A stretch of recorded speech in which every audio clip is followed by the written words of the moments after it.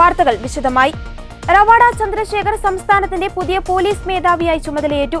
ഓൺലൈനായി ചേർന്ന പ്രത്യേക മന്ത്രിസഭാ യോഗമാണ് തീരുമാനം കൈക്കൊണ്ടത്. ദീർഘകാലമായി കേന്ദ്ര ഡെപ്യൂട്ടേഷനിൽ ജോലി ചെയ്യുന്ന റവാഡ നിലവിൽ CBIയുടെ സ്പെഷ്യൽ ഡയറക്ടറാണ്. 1991 കേരള കേഡർ IPS ഉദ്യോഗസ്ഥനാണ്. തലശ്ശേരി ASP ആയാണ് റവാഡയുടെ ഔദ്യോഗിക ജീവിതം ആരംഭിച്ചത്. ചുമതലയേറ്റ് 48 മണിക്കൂറിലാണ് കൂത്തുപറമ്പ് വെടിവെപ്പുണ്ടാകുന്നത്. ഈ കേസുമായി ബന്ധപ്പെട്ട് റവാഡ ചന്ദ്രശേഖർ ആരോപണ നിഴലിലായിരുന്നു. കുറ്റക്കാരനെന്ന് കണ്ടെത്തിയെങ്കിലും 2012 അദ്ദേഹം കുറ്റവിമുക്തനാക്കപ്പെട്ടു. Pathanamthitta ASP, Palakkad crime branch SP, Thiruvananthapuram police commissioner തുടങ്ങിയ സ്ഥാനങ്ങളും വഹിച്ചിട്ടുണ്ട്. കേന്ദ്ര ഡെപ്യൂട്ടേഷനിൽ നിന്ന് നേരെ പോലീസ് മേധാവി സ്ഥാനത്തെത്തുന്നയാൾ എന്നൊരു പ്രത്യേകതയും റവാഡയുടെ സ്ഥാനാരോഹണത്തിലുണ്ട്.